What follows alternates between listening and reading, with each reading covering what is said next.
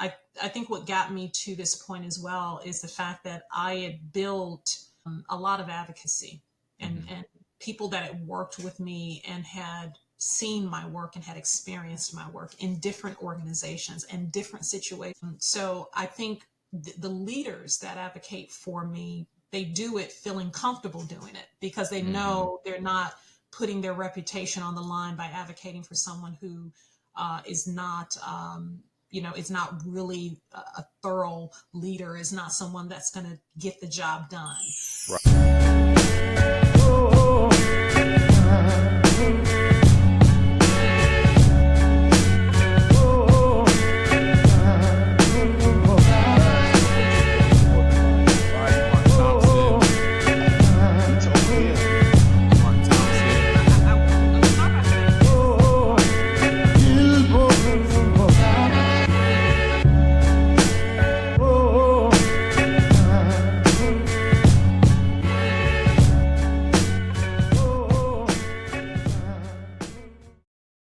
Welcome to another CTA Let's Dream Big CTA podcast where we are dream streaming. This is your host, your interview expert, Mark Thompson. I'm here again just to educate folks on career education, on great and extraordinary people that I bring on this podcast who have tremendous career journeys. And today I have a very special guest. This guest is the founder and CEO of Tonality, Inc. She is the queen of business transformation and operational excellence. She is a Six Sigma black belt, a certified master black belt with AXA. I don't know what that is, but she's not a karate expert. So let's make sure that's straight. But she also has a bachelor's and a master's, an MBA at the Real HU. Everybody say hello to Miss Antionette Bostic. Say hello. Hello, everyone. Thank you for the very generous introduction. I did better than most of my other ones, so yeah, you got a little bit more praise on this one. I did some homework this time, but yeah, I'm so glad you're on today and able to take this time out. I know we've had a little hiccups, but at the same time, we're here. We're going to have a great time and definitely just expose, folks who are watching my show, students out there and people who need to understand the different variations of careers and the ways you can go. And your journey is important today. And that's why I brought you on here. So let's jump right into it. So my first question to everybody I bring on my show is just, who is Antionette Bostic? I know you. We met at Panasonic, but I think this is an opportunity to just jump right in for the folks that understand who you are, because I know who you are. You're incredible to me. So, Mark, and the feeling is mutual. Absolutely. Okay. Well, as Mark said, my name is Antionette Bostic. I am founder and CEO of Tonality, Inc. Tonality is a management consulting company. We focus on a few key areas. We focus on strategic planning, process optimization, operating model redesign, Lean Six Sigma deployment, post-merger and acquisition integration support, and artificial intelligence, specifically as it relates to ChatGPT-4. So we cover a lot of areas. And I most recently started my company in January of this year. Prior to that, I've spent well over 24 years as a transformation leader, primarily in financial services. But just to give a little bit more context around my background, I started my career post my MBA degree with Eastman Kodak Company. I was a director of strategy within their worldwide logistics organization. So my orientation when it comes to process, operational excellence really started there. I was certified there as a black belt with Kodak Six Sigma University in Rochester, New York. And luckily, that was around the time, this was around, it's about 2002.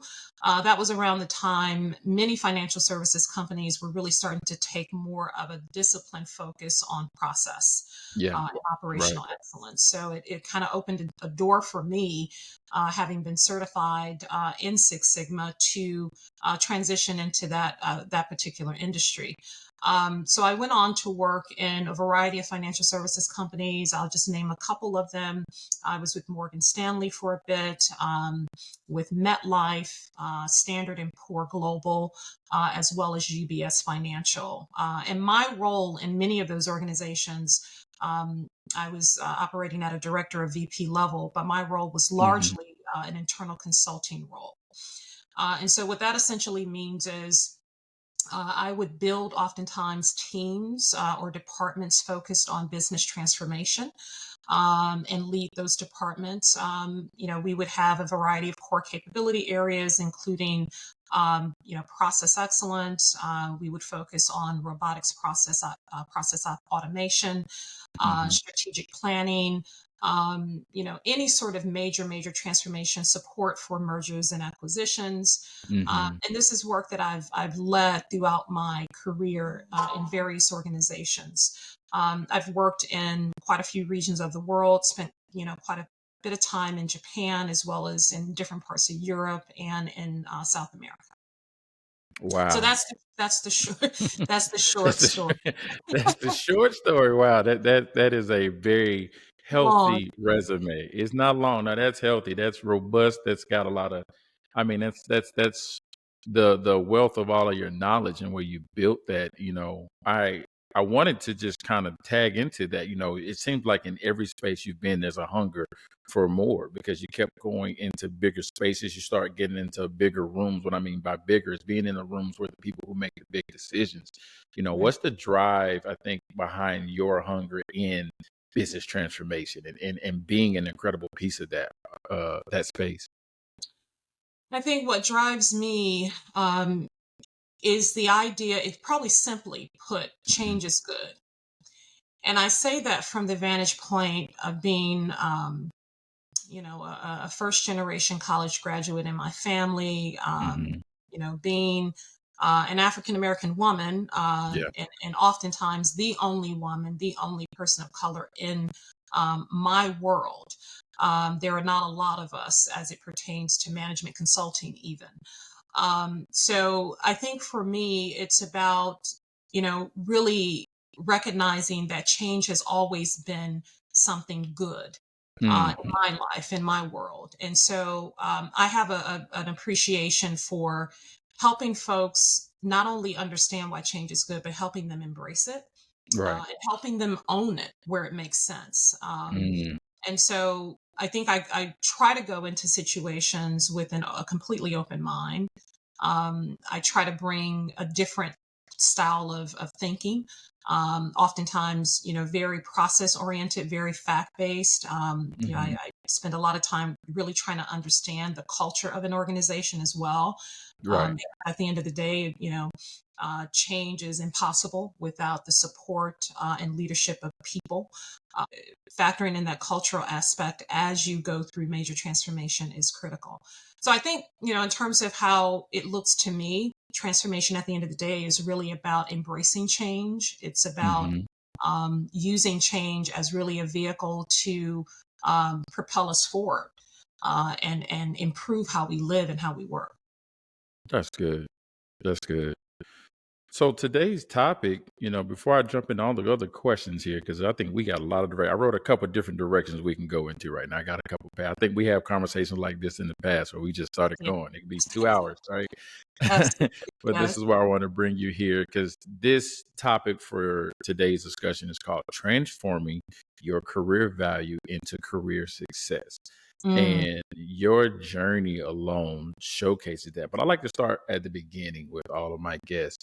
What was the primary reason that, what shaped you, what molded you, who shaped you, who molded you? And, I usually, a lot of times it falls back into the parents, but it could be something that really opened the doors for you when you were a young child or a teenager, even in college. So, what was Yeah. that like for Antoinette? Oh, wow. Well, I think my answer always when folks, ask me, well, who influenced you the most or who kind of shaped Hmm. your perspective? And I do have a tendency to say my mom, because Hmm. that is truly the person who I think I admire the most in life as a human, and who has influenced my value system and my perspective on what it Hmm. means to be a human and a woman, and a Black woman. So Mhm. I would say that unequivocally my mom, but also thinking about who I am today, and kind of how I think I transformed, from a young Midwestern girl from Cleveland, Ohio, to Mhm. the person I am today. I would have to say my experience at Howard University, and HU. I grew up. I grew up there, so I was there for my bachelor's in journalism, Mhm. and then moved on to my MBA at Howard as well. So I would absolutely have to say that those experiences helped me get a perspective on the world and myself Mhm. within it. And I think before that, and I'm not going to date myself here, but back in those days when I was much younger in high Mhm. school, and really trying to discover who I was, and going to a predominantly white school, one of the few African Americans, and in that sort of setting, still Mhm. trying to uncover kind of who I am and how do I fit in. Right. And I think when I left home, I originally from Cleveland, Ohio, so I left Cleveland, Ohio for Washington D.C. Totally different environment. Chalky City. You went over, you Chocolate City, switched over yes, big time. yes, major switch, and didn't have family there, so I was really Mhm. in a situation where I had to establish myself, and I had to find a way to thrive in that environment. And so for me, that was the first big challenge I had in my life when it Mhm. came to change. And it was the best decision I ever made. And so I think, just from the standpoint of learning about who I am, learning about the world, having a full appreciation for the brilliance and talents that exist amongst us, Mhm. something that it helped me thrive, and it gave me a confidence, and I think it gave me a seriousness when it comes to life that I didn't Right. have. And so that seriousness really propelled me, I think, post my graduate degree out into a direction where, I could start to try to uncover where my professional strengths were. What Mhm. direction am I going in my longer term career? And start, trying to give myself experiences and opportunities that would, kind of push me towards that. And so I think the confidence to do that came from definitely my experience at an HBCU. That's That's good to hear. I preach to a lot of HBCU students, and there's a lot of talent. There's a lot of smart, educated people, and I don't want people to ever think that just because you go to HBCU that you're less than. I mean, I've heard nothing but great stories of professors from HBCUs who pour into their students like none other. Mm, I went to a PWI. I can remember one of hmm my professors. I don't remember. I didn't have a connection like that. So even going to a predominantly white institute, not knocking any schools, but Yeah, sometimes you just don't have the same connection that you do at a HBCU when you do have some of those professors that really look like you, sound like you, or can connect with you because they've had the same stories. So that's awesome to hear that. absolutely. I And wanted to go ahead, go ahead, go ahead. I'm sorry. I was just going to say, I think, folks, um, there's certain names that are recognizable, like Howard or Spelman or Morehouse, Hmm. schools that are very recognizable. But there are outstanding HBCUs across the country, and I think that's Right. starting to become a lot more visible. And certainly since having a vice president of the United Yes. States who attended at HBCU helps that for Yes. sure. Definitely does. Definitely does. Definitely does. One of the things I want to tap back into. So you said you were in school for journalism. I there's was. a there's a pivot there. Like you made a decision to say I, journalism is not it anymore. I'm pretty sure it helped you, but you said, yeah, nah, not gonna do this. yeah, Let's talk let's about talk that. behind that. Okay. Yeah. And actually, I used to work, believe it or not, and please do not, judge me for this, but I used to work for Fox 5 News back Oh in the day. wow, there's no judgment, no judgment at all. It's a very different establishment back then, but Hmm. I would, I originally wanted to be a network correspondent. I was Mm. always, a good writer, had a passion for writing, you know, was always kind of into public speaking since high school. I was in the speech and debate, all of that. So Hmm. that was kind of it was almost like doing something you can't help but do well, Right, right? right. So I think that kind of pushed me in that direction. And I graduated with my bachelor's in journalism, went on to start working in the space, and very quickly realized that I didn't want to live this sort of transient lifestyle that was Hmm. associated with being a journalist, and potentially, as a network correspondent, having to travel around the world so much, and not having, your roots down Right, anywhere. And I was in a serious relationship at the time. And so there was a decision to make as well about, do we want a long distance relationship? And that was something that we didn't want. right. And so I made a choice. I decided, hey, I need an advanced degree. I'm tired of being broke. So Right. I want a degree. Yeah, the broke student forever. But Yeah. I want a degree that is going to be a money boosting sort of degree Hmm. that's going to put me kind of in a different kind of stratosphere in terms of salary, and the opportunities that also might be available to me. So decided to go for my MBA. I had taken business courses in undergrad. Hmm. Um, had always enjoyed international business courses, finance courses, Hmm. you know, analytics, anything that was kind of delving deeper into the realm of business. I was always really interested in. So decided to go back for my MBA. Best decision I ever made again. Right, right. And that really opened the door for me to start to learn, okay, well, what am I good at when it comes to business? What would I be Hmm. interested in doing?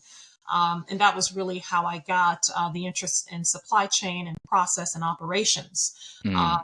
which was what kind of led me to the Eastman Kodak opportunity as well. That's good. I think it sparked something in my mind too, because there are a lot of students, college kids, who are going to school with a dream, right?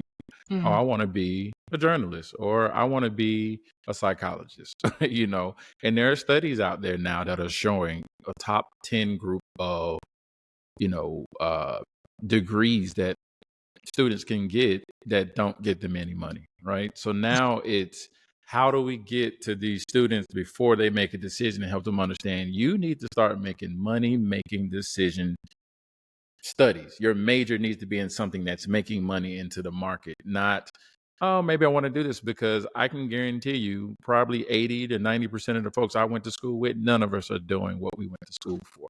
yeah, you know, and it happens so naturally. I know so many people who are in sociology. What do you do with that? People in psychology. What do you do that? I know people. If you've been in business, all the guys that I know that are in B school or business school or whatever, they're all doing business stuff. But a yeah, lot of times you have to make another pivot because you're in a job or you got a degree and you're not doing anything in that direction. So yeah. I'm seeing this now in high school. High school kids can't afford college. So they're starting to make adjustments now, to start saying, well, let me get into the career force right now. Let me do a trade because it's missing. Let me learn cybersecurity where I don't have to go to college because I can do that now. This has Right. been a big change. What are your thoughts about that, and what's going on in today's society? Well, I mean, I think it's been a huge shift. Hmm. And I think this was happening even before COVID.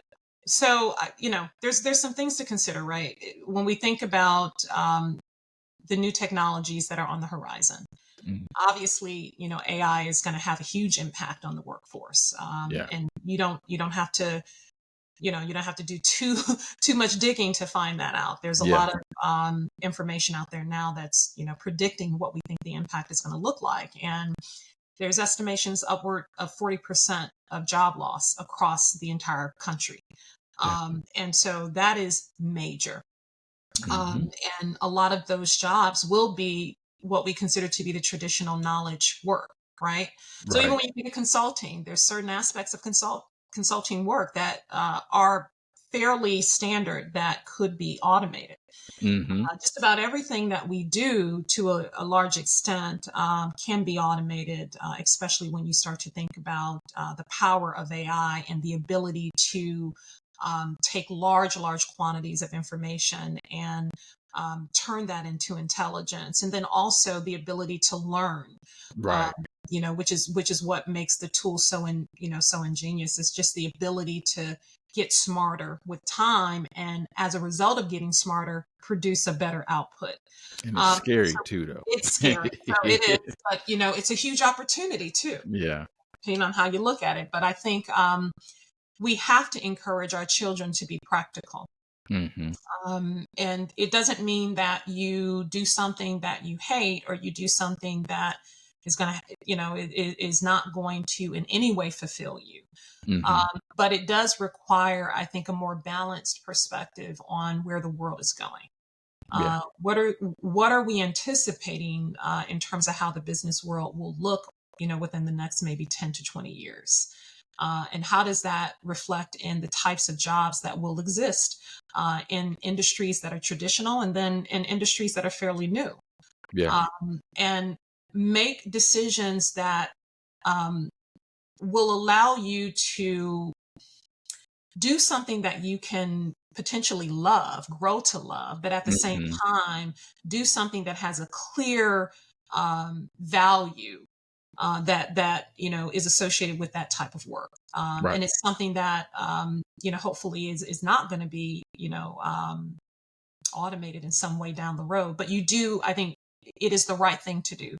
I'm Right. having the conversations right now with my son. He's graduating from high school, Okay. and we've been visiting colleges and talking about his future and all of that. So these are the conversations we're having at our dinner table Mm-hmm. now. And I do think that practical perspective is warranted. And I think, Right. if you're going to major in something, let it be something that you anticipate is going to be a viable field, Yes. based on the research that's out there. And then if you want to explore something that may be a passion of yours, do it as a Mm-hmm. minor, if Yes. possible. Yes. That's Find true. other ways to get that experience, maybe participating in some, I don't know, some projects in the Mm-hmm. community, or some different, opportunities on campus to get exposure, to certain areas that you might have an interest in, but you don't necessarily have to major in that. Mm-hmm. So that would be, I think, my advice and my perspective on this particular topic. Yeah, that's great. That's actually when I think about mentoring, and I've been helping students, and I've been helping even folks that I've managed, is to start thinking about what scale looks like for you going into positions that allow you to increase in your value. So that's a good way of really opening those doors. And it's never too early to start with high school students, even middle school. There's some high schools, I'm sorry, there's some county public administrations that are starting in middle school to start training folks on thinking about each step that you take as a career. Right now, I want to introduce high school people to college as a career, or trade school as a career, Right, because those steps help you start figuring out exactly where you want to be and where you need to go. But right. the earlier you get to the bag, the more money you could potentially make when you get into your 30s and 40s. So start thinking about that now versus going through college and then trying to hit the start button, you know, Yeah, or even if that's entrepreneurship, same thing. Start it now while you got somewhere to sleep and eat for free. exactly. And honestly, you got to look at the young person. You know what I mean? Mhm. Because not every young person is cut out for, 4-year degree type Right. university setting. So that's important as well. I think looking at, is that kid mature enough and ready Mhm. to really, be out in the world? Sometimes college is kind of a safety net for a lot of kids. It gives them an Right. opportunity to sit back for a few years and learn some new things and explore themselves, and get to a point where um, they can feel comfortable going out into the world and trying to make it on their own. So I think you got to look at each kid. Mhm. And I think in some cases going for a trade nowadays is the right move. It is Yeah. especially if it's, if we're talking AI or, we're talking robotics or quantum Yes. computing, any of that are Yeah. very, are excellent areas to go into. So, I mean, I think it depends on the kid, but definitely there's a lot more movement towards, the trade sort of scenario, or even taking some time before, making a decision about colleges and mhm. exploring entrepreneurship opportunities. I have a girlfriend who, her son, right out of high school, started a sneaker company. Oh, And wow. made his first million, and she's jealous of him, and I am too. But those kind of scenarios are really, Wow. impressive. And Mhm. our young folk, they have different options today Yeah, than they what do. when we were told to kind of follow the traditional path. You go Mhm. to school, you get the degree, you get out here and make money so you can live a middle class lifestyle. And that Yeah. was what everyone was really working towards. I think the mindset today is much different. I think there's a much stronger push towards entrepreneurship. And I will Yes. tell you, if I could have started earlier, I would have. And I Me did have a too. lot of folks pushing me in that direction, and I didn't do it for a long time because I was very comfortable doing what I was doing, and I was living comfortably, and I was traveling, and it just it all seemed very Mhm. comfortable. But comfort is where dreams go to die, right? So Exactly. That's my favorite quote is comfort is a beautiful place, but nothing grows there. Yep. no, Stole that absolutely. from my buddy Lee Williams. Yeah. Yeah, very true. Yes. So this is I think one of the things I wanted to kind of bring back around is that high school piece. But it's difficult. But one of the things, another story I had kind of tied to that, somebody was talking about this about trade schools as well, because electricians are falling out, right? So create your own electrician company right now, because guess what? The prices of what everything cost maybe 5 or 10 years ago is double that now. Quadrupling. Yeah, you can go in and charge $5,000 just to fix a light bulb now, because no, who else is going to do it? I mean, it's that incredibly. I mean, it's just that much different now because of the people are shifting their minds and going away from that trade area, right? So that's kind of that the price is going up there. But Yeah, I think universities are going to start getting clever on how they can actually retain and bring in actual students. What can they do differently? And they're going to figure it out. Definitely with the AI, it may be just AI courses that you take that actually now give you a 4-year AI certification or degree at a absolutely. university, right? Yeah, That's going to absolutely. be the game changers for the future. I can see that coming now because they got to keep tuition going. You got to keep students coming to college. Otherwise, again, the people can see it now. I'm going to school to pay all this money and I can't do anything with this degree. That's Yeah, pretty much the majority of us for the past, what, 40, 50 years. yeah. But now people are figuring it out. Kids are making $1 million. There's 18-year-olds with $1 million now, Yeah, you please. know? 20-year-olds that are Yeah, millionaires, and the parents are sitting on the sidelines like, well, wait a minute. right. Right. Kids are now buying their parents' houses before they turn 19 years old. Like Right, right, right. it's incredible. So that's good. That's good. We can go in that direction all day. So I want to go back into transforming career value into career success. Let me ask this question to you. So how do you define and measure your career value? Ooh, so I think um, career value is really it's a sum total of your skills, your Mm, experiences, the contributions that you've made in your career, your organization, and even in your particular field. hmm Um, it encompasses not just what you've accomplished, but how you accomplished it, right? mm, And that starts to get into what we call your brand value. How do people yeah. define you as a professional, as a leader? What have you? But I would say understanding your career value, it requires a lot of introspection, in hmm terms of looking at your professional persona and how that manifests itself in the workplace, hmm because we don't necessarily see ourselves the way others do, right? Right. So having that introspection, and being able to evaluate yourself objectively as you can, and hopefully soliciting feedback in the process, I think is a great way to try to understand how you're perceived. Hmm. But in terms of, I guess, defining career value, there's quite a few considerations. I think you want to look at what are the things that you're really good at. What are your top Hmm. strengths? I mentioned to you deciding to major in journalism in college because I was just a really good writer and communicator. And so I felt like, okay, Hmm. this is just natural. There's some things you just do so well, you can't help but do it, right? Right. So look at those things. First and foremost, and then also look at the type of experiences you've had and how those experiences have shaped you professionally, Mm. how they've added to your value.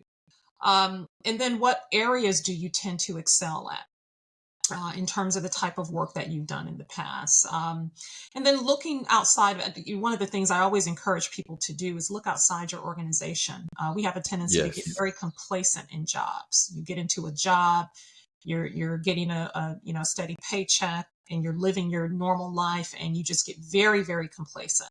Hmm. We cannot afford to be complacent today in today's Right. environment. It is a dangerous mindset to have. So what I always tell folks is, think about yourself from an industry perspective as well. So think about what skills do you possess that are in high demand in your industry, and where do you maybe have some gaps. Um, Hmm. but what are those things that are viable and are in demand? And I think if you understand all those things, you understand your top strengths, you understand what experiences have contributed to your success, the areas you tend to excel at, and the skills that you have that are in demand, you should be able to then define what you consider to be your value proposition in terms of what you That's bring to the table. yeah. And I think, you can start out, coming up with a value prop statement, that highlights Hmm. your key strengths, the skills you have that are unique, and the contributions that you bring to an organization. Hmm. I think everyone should have that. Every professional should have that. How often would you evaluate your career value? I know you talked about just taking that introspection. How often would you do that to just kind of reset yourself? And again, because if you do it for so long, you're going to get back into that comfortable mode. You got to get back uncomfortable again. How often would you recommend somebody just do some evaluation on their progress? Well, first, I'm going to say be comfortable with being uncomfortable. Yes, I know that's yes. not an easy thing to do, but Yes. I think evaluating yourself, and when we think about evaluation, we always think of like a formal process of going Right. 360 or something or other.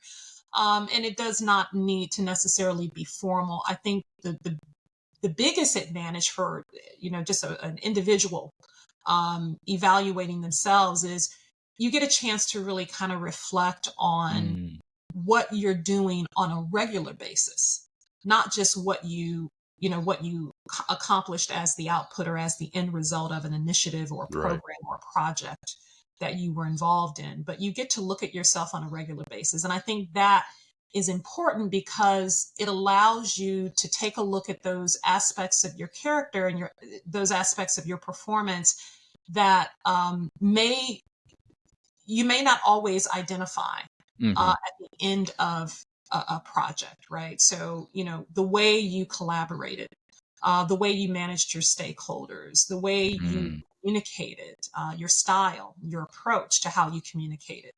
A lot of those subtleties that are involved in the how you do your work is what ultimately establishes your brand. People remember how you did it. right. They may not always remember what you delivered years Right. down the road, but they will remember how you delivered it. So I think it needs to be fairly frequent. I mean, if there's a way, for me, I'm always looking at that. Right. Hmm. So I don't wait until the end of a project or the end of an initiative or the end of the year to do that sort of assessment. I'm always thinking about what impact am I having on the people around me, and how am I moving towards the goals and objectives that I have established?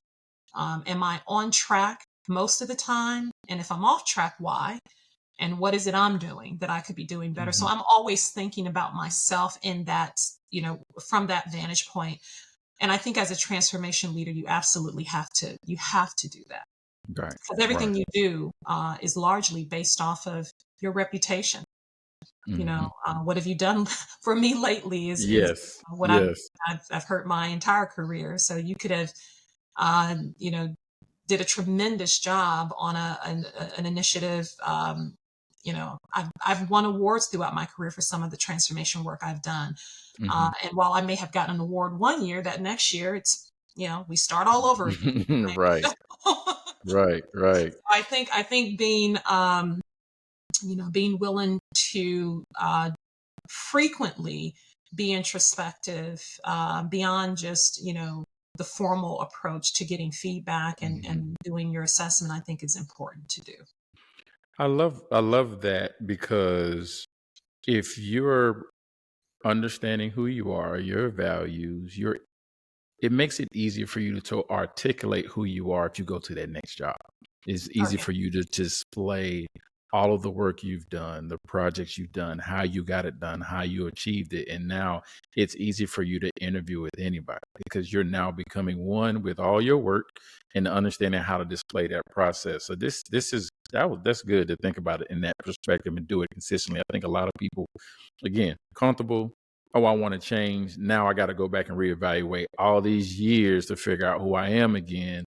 And then it becomes a crash, course on myself. So I yeah. love, I love that. I love that. That does help you for, like you say, if you're already ready, you ain't got to get ready. You So ain't got to get ready. And you know what, Mark? Honestly, the more um, the more you understand how you've progressed throughout your career and how you've grown and where your strengths are and where your opportunities are, the more you get that, Mhm. the more authentic you can be in how you deal with people. Yes. And I think that is, for a transformation leader, that is absolutely critical. Folks have to feel as if they're dealing with an honest broker, Yeah. period. Yeah. And so, being able to come across as authentically yourself as you can in the workplace is critical. Hmm. And I think in order to do that, you do have to understand yourself and feel comfortable with yourself, um, Yes. so that you can operate in a space that allows you to focus on others. Yeah. Because the work I do, all I do is try to understand people's perspectives, Yeah. listening to what they think, and trying to discern between, what's true, what's untrue, what's a Hmm. fact, what's an agenda, all of those different types of things. But it's important, I think, when you can have a comfort level in terms of who you are and what you're bringing to the table, and not worry so much about, uh, am I representing myself well? Hmm. But know that you are representing yourself honestly, and that you're able to clearly articulate your value in that way, and in turn be able to focus on the partnership and the person that you're collaborating with, and understanding what their needs are. Yes. Yes. That's incredibly important. I think it's this is the power of mentorship. I'm going back to that too because we a lot of folks don't get mentors that tell them this.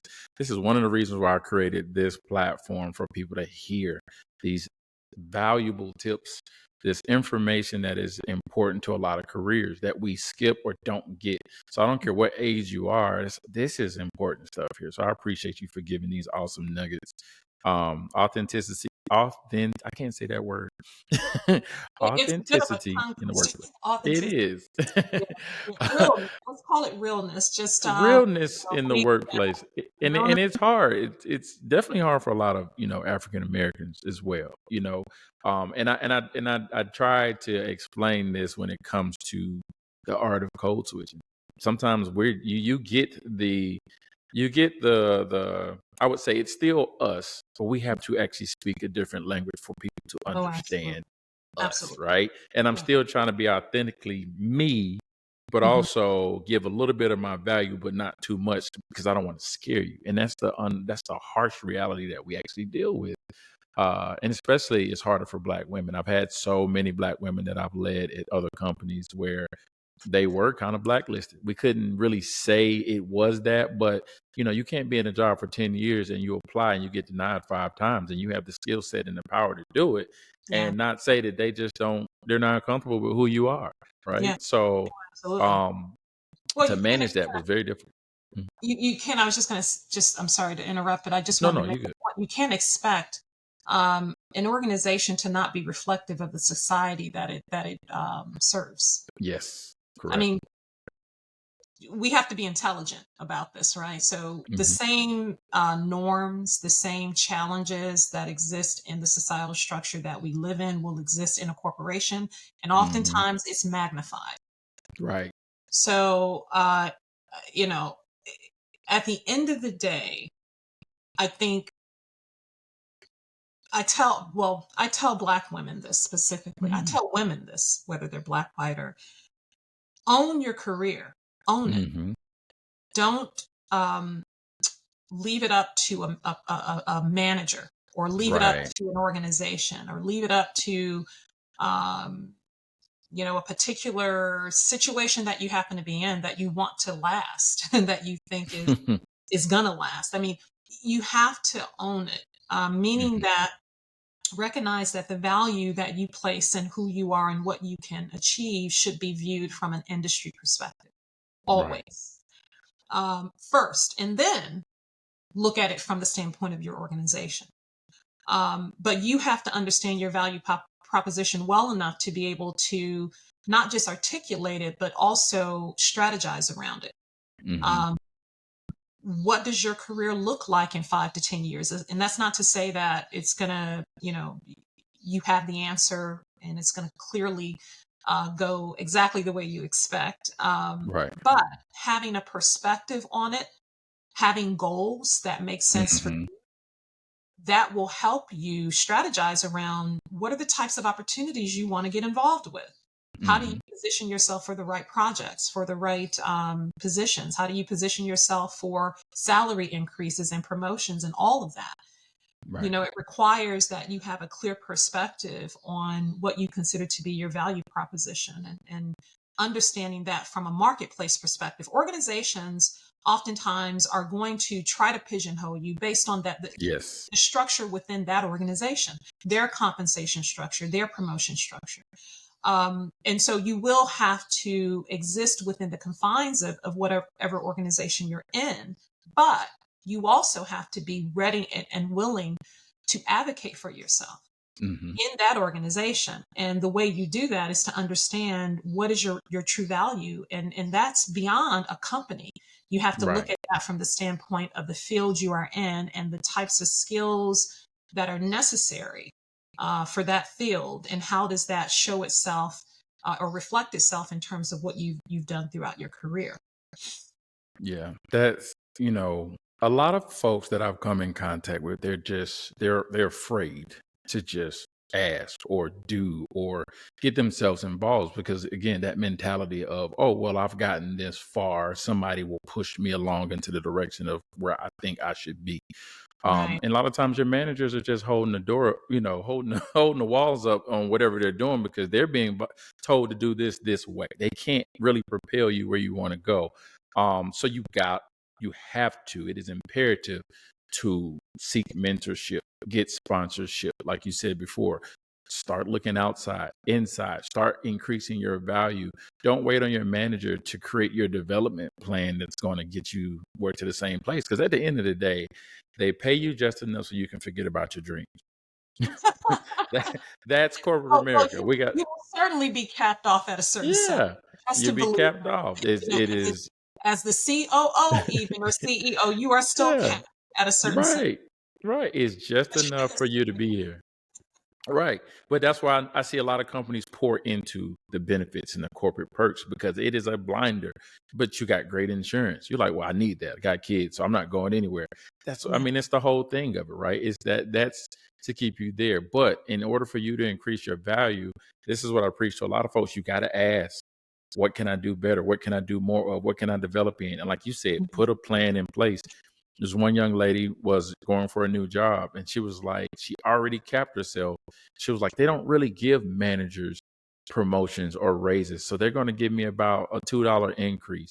Should I take it? I said, no, go in there and negotiate. If you don't ask, you won't get it. And she was like, but I said, you keep it saying, but versus getting all the research together, putting your value in place and then explaining it to them. This is where I think I am. Take it or leave it. And Yeah. guess what? She went in there confident, got the increase. Yeah. It's all in what you have to say and what you believe in. It goes back to that career value, understanding your worth, understanding your, like you said, owning your career. That's Mhm. important. That's Oh, yeah. important. Oh, absolutely. And a lot of folks don't feel that they can take the risk of trying to Right. negotiate, right? So that's the other Right. thing. When you're dealing with folks that, are resource constrained in their personal Hmm. lives, and they don't feel they're in a position to go Yeah. to the table and say, "Hey, listen, this is what I deserve." Um, I guess what I would say to that is, I don't know if the timing is ever right to advocate for Right. yourself. I just don't know. But it's all in the approach, I think, in terms of Hmm. how you go about doing it, because you Right. certainly don't have to have an all or nothing mentality.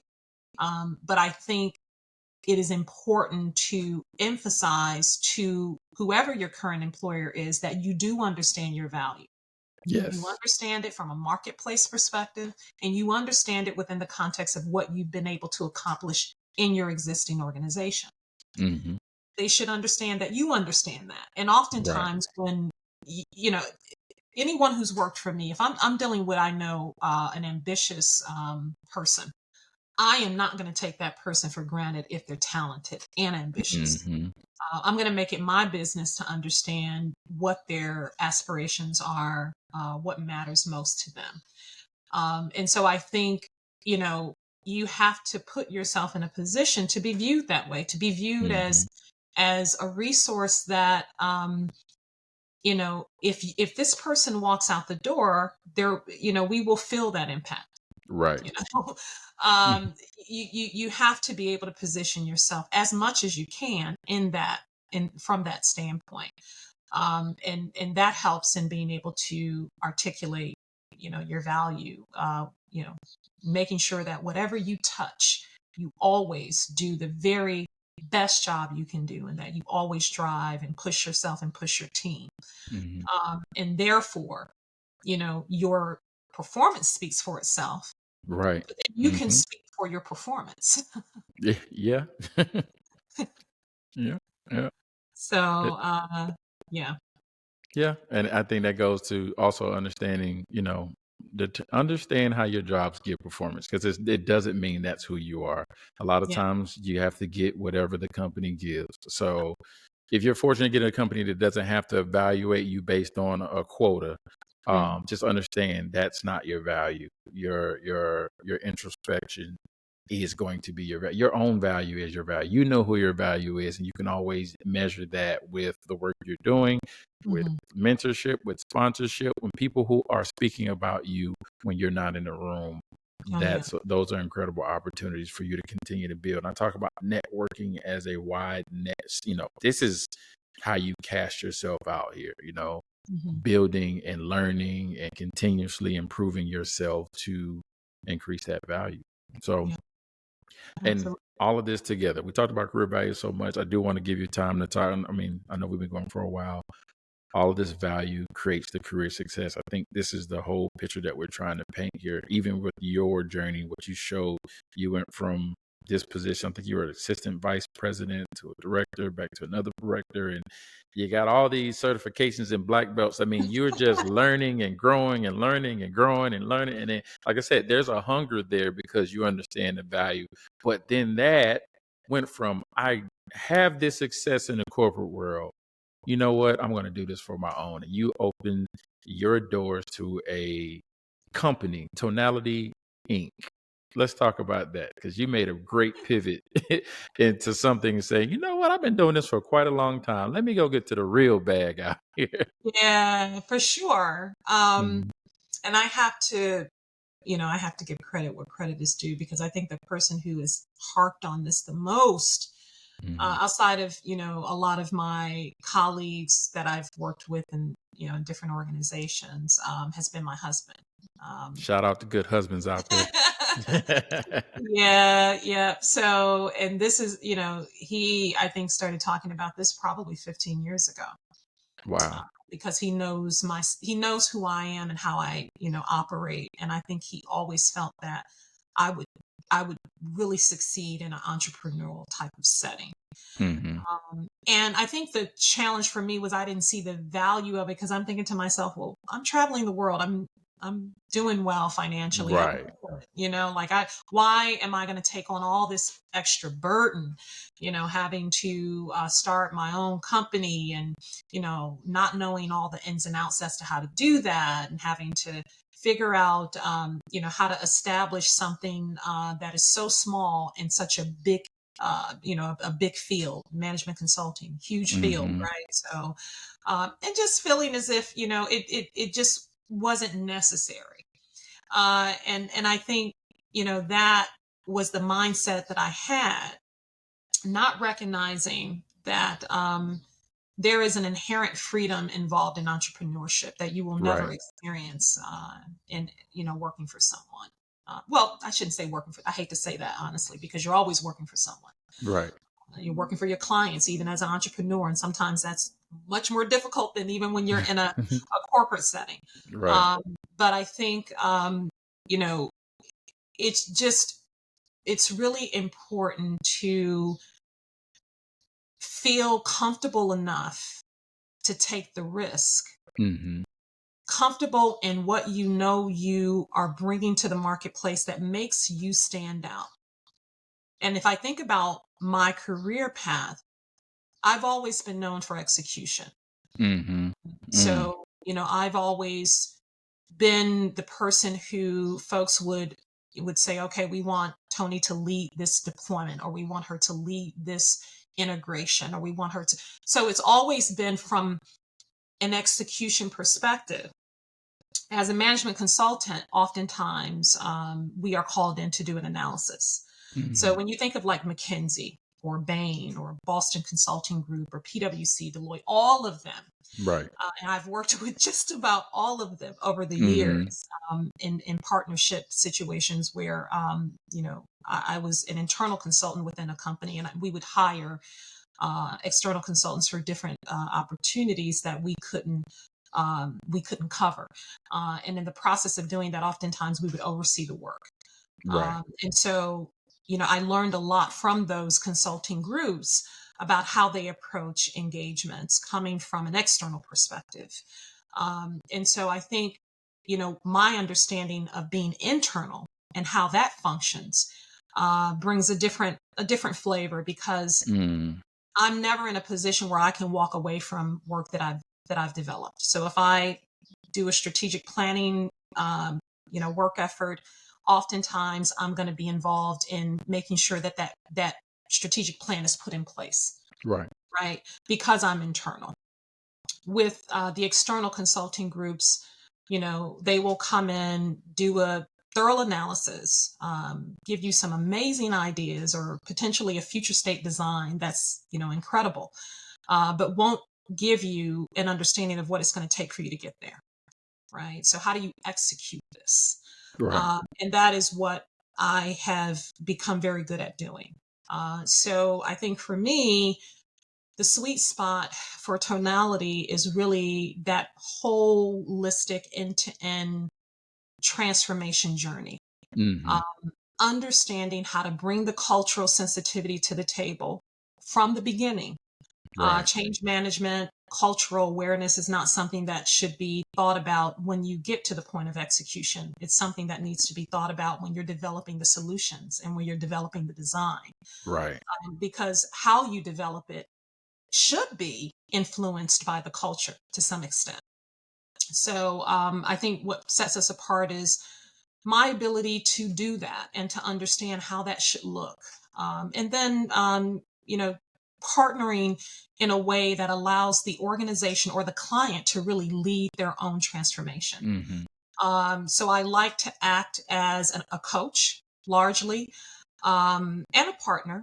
Right. So I will do as much as I need to do to ensure success. So if it means I'm hands-on with something, I'm hands-on.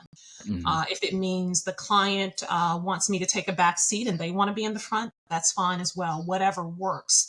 I think at the end of the day, it's about delivering on the outcomes and Hmm. doing it in a way that leaves the organization in a good place. Right. Right. I like that. You know, stepping in as a coach, as a partner. You don't hear that a lot.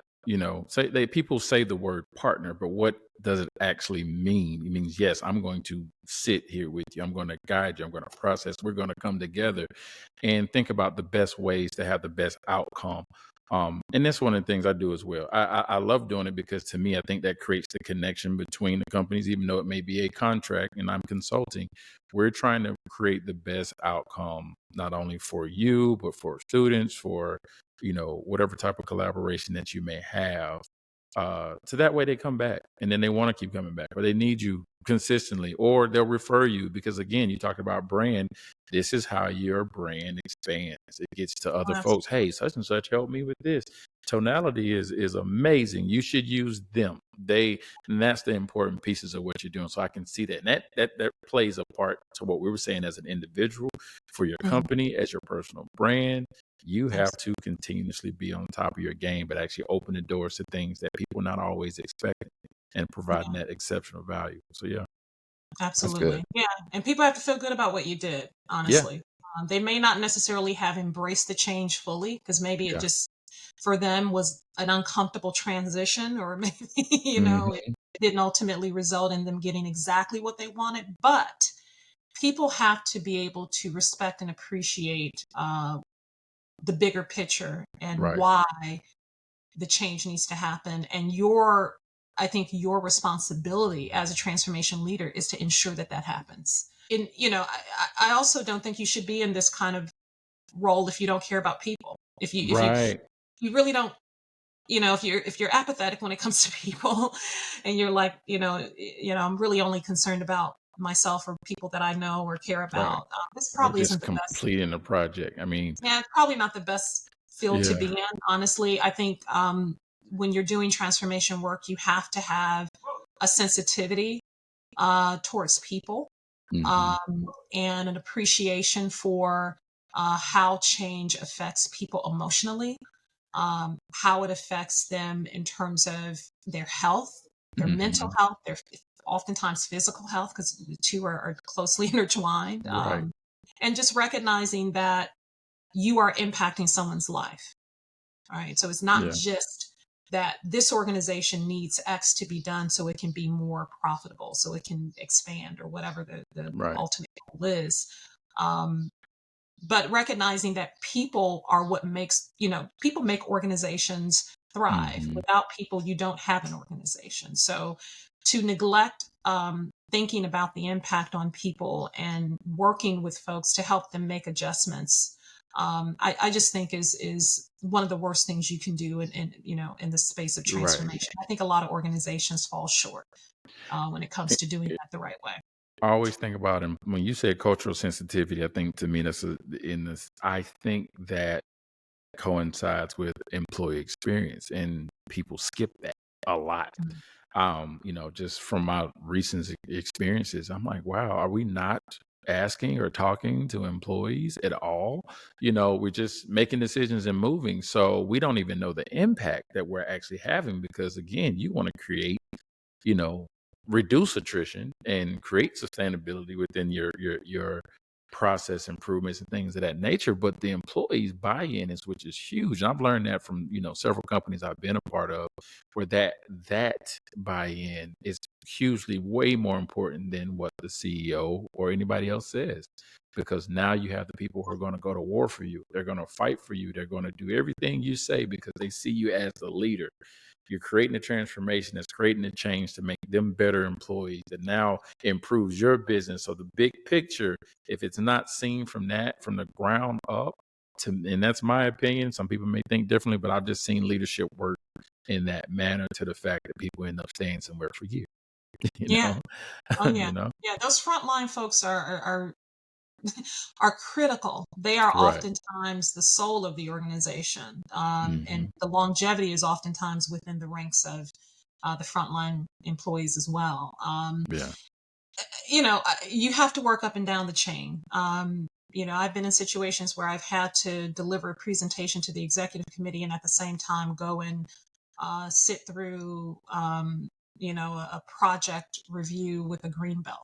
If you Right. know what I Right. mean. Right. So Right. that's going from operating way up here to kind of, operating at a lower level in the organization, but that's where the work happens, right? Hmm. So it's all theoretical up to that point, right? So even if you Yeah. think about the work we did, you and I, your experience with the deployment work that we Hmm. did for Panasonic North America, that was all about helping people come along on the journey. Right. So it wasn't just, hey, we're in a closed door with senior management talking about how we're going to do this to the organization. We're going to deploy this methodology and train and certify these people. We're doing this to you, for you. Right. That was not the approach I wanted to take. And from day one, I was very clear about that I wanted it to be a journey. Right. And that's the way we communicated it. We communicated it as a journey. Folks were allowed to learn about it first, Hmm. experience it, and then ultimately decide, is this something I want to adopt for myself? Right. Right. So I think that's important. I think it's really, people have to feel as if they're a part of what's happening. So for me, I spend a lot of time just trying to um, connect with frontline employees, trying to, Hmm. show the degree of empathy that's necessary, so that they understand that I understand what they're Right. experiencing. Right. And so as we go in as management consultants and we do diagnostic assessments and we do Hmm. analysis, we base our recommendations on fact, but we should also be basing them on how we think the organization will be impacted. Hmm. So while you may need to do things a certain way, the timing Hmm. may be impacted by how you think the organization is going to experience it. So maybe you have to take a more phased approach, or you have to move more slowly so that folks have an opportunity to adjust. But all of that is, I think, part of what has to be factored in. I try to tie I tie a lot of things to football because I played football for a long time. Yeah. And one thing's about having a good head coach, whether it's basketball or football or any sport, soccer, baseball. Head coaches know every position. That means they spent time in every position, in every space. So that way they know what works, what doesn't work, how to help you excel and become better. And then they Mhm. have other coaches who are experts at those areas to help you become better at your space. And they will coach those folks in order to be and create a team. And that Mhm. team atmosphere comes from that head coach understanding the bottom to the top and all Yeah. through those spaces. So I always think a good leader has to know everything and everyone and everything that's going on. And it takes time as a leader, but I think that shows a good leader because you get an incredible amount of buy-in from your entire organization. And it's easy to transform. You're going to have some people who don't like what you do or create, but at the same time, they also understand what they do on a daily basis. you know, Yeah. how they work, how they operate, what troubles they're going through, what pain Have they're an going through. appreciation for it. You have Right. and while you may not be the person that understands the detail of how the work gets done, because that's not Hmm. your job oftentimes as a more senior person, you should have enough understanding of what is happening to be Mm. able to appreciate where the constraints are, where any of the challenges are, and where some of the opportunities are. Right. There may be some opportunities to automate that haven't been pursued, or some opportunities to, break down, certain structural silos in the organization, to address certain types of issues. So, Yeah. I mean, you have to understand and I think have a sensitivity towards what folks are doing across the organization. I Hmm. think some leaders shy away and they get scared. Oh God, I can't know what everyone's doing. I don't have the brain capacity to know what everyone's doing. You don't have to know it at a granular Right. level, but you do have to understand the work that happens in your organization, how Exactly. that supply chain looks and who does what, which departments handle which aspects of the work. Right. That's critical. So I totally agree with you. I think there's a, leadership development piece here in terms of just, making sure that leaders are being held accountable for having an understanding of their organization. I've come across many leaders that don't. Yeah. You'd be Yeah. surprised. Trust me. I've learned a lot over the past few years, and it's been a good learning piece for me.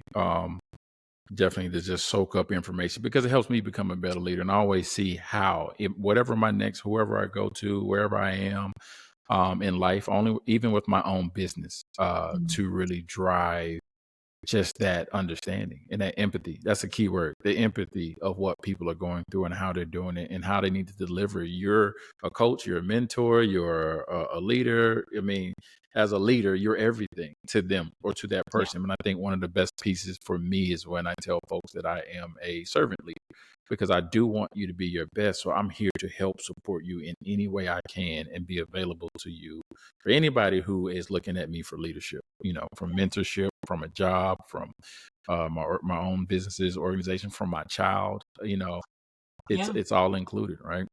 yeah. So It goes back to the point. You gotta kind of love like people a little bit. yeah, yeah, yeah, yeah, yeah.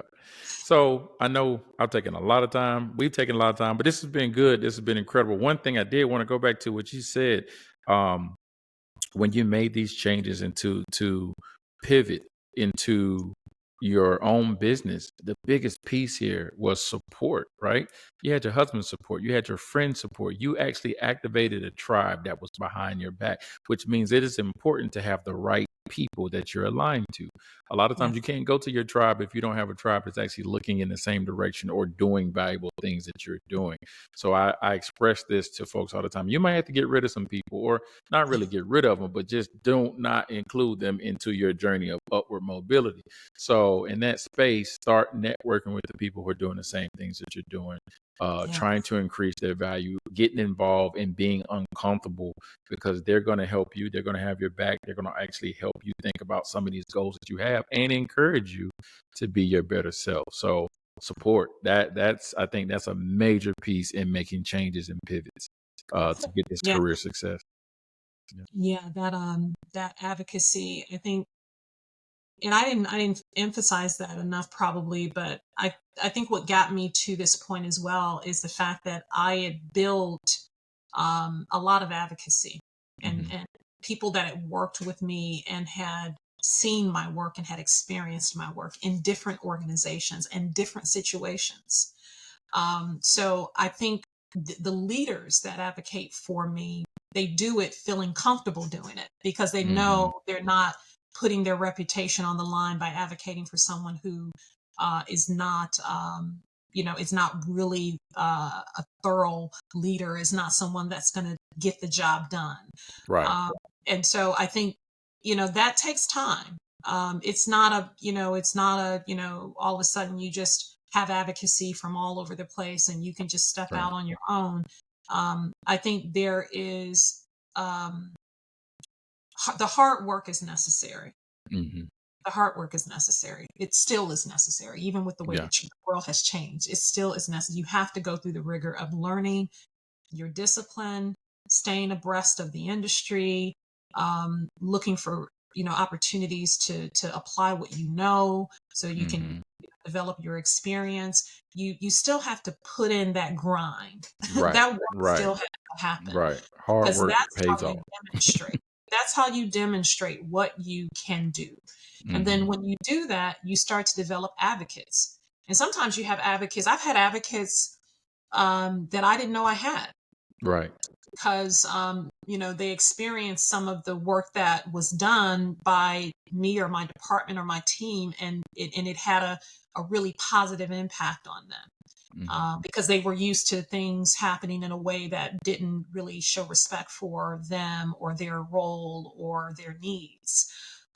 So that advocacy factor is critical, man. And if you get it to a certain point in your career where you really do feel like you have folks that will vouch for you, you know, as an independent, entrepreneur, folks that will speak to the value of your work, then I think you're in a much better position to step out on your own as well. Yeah. Yeah. Yeah. That's incredible right there. Advocate. I put advocate for yourself, but then that's going to help you get advocates. Yes, go hand in hand. Absolutely. Right. So this is good. I got like 3 pages of notes here consistently. This was a really, really good podcast. I thank you so much for joining today and just this is an intelligent conversation. We always have great conversations, and I'm glad we met. It's just a short time at a company, but yeah, look at this. Now we've got friendship for a lifetime and just building just an incredible space. This is what networking is all about. This is how great Yeah. conversations are. This is what great leaders look like. So thank you for joining this show. If folks want to contact you and pick your brain, how do they do that? How can they contact you? Tony, Toni at Tonality, Tonality biz.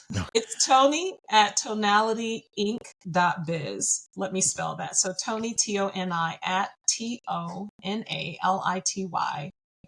I just say inc.biz. Would it be possible for you to put, when you post this, to put my Yes, company definitely. website and my phone number right underneath? Definitely. No, this is good. So we can contact you. I'll send the information. I will put it. Biz at 908-510-5634. Yeah. So if you guys want some business, if you want to learn more from Antionette, she is definitely here to give you some more nuggets and wisdom. So this is a good entertaining session on this transformational leader, business operational excellence. She has it all. And again, for Career Transformation Academy, if you want to learn more, see more, we're giving out tips and tricks 5 days a week. Saturdays I'm off. Sundays I'm off, praising God. But we do give out tips and tricks on career education, tips about resume building, networking, all of the above. You see me being funny on there as well. We are on Facebook, we're on Instagram, YouTube, we're on LinkedIn at Career Transformation Academy. We're also on TikTok at The Blueprint by CTA. And if you are ready to change your life, increase your salary, and learn how to do this in a quick amount of time, we do have a digital online platform. And you can learn more about that on careertransformationacademy.com. Let me and my team teach you how to change your life, create family empowerment, lifestyle enhancement, and put some money in your pocket. We'll get you into the bag, teach you how to do that fast. So join us at www.careertransformationacademy.com. Book an appointment, free appointment, and we can show you how to get this done as soon as possible. So it's all up to you to make those decisions and changes. So again, Antionette, thank you so much for joining the show. This is incredible. Till next time, we probably got to do a part 2 because we got a lot to talk about. No, definitely we should do a part 2. There'll be I'm sure a lot more for me to talk about in another 6 months. So yeah, but thank you for having me. I appreciate it. No problem. Thank you so much. We're out, people. Peace. All righty. Bye.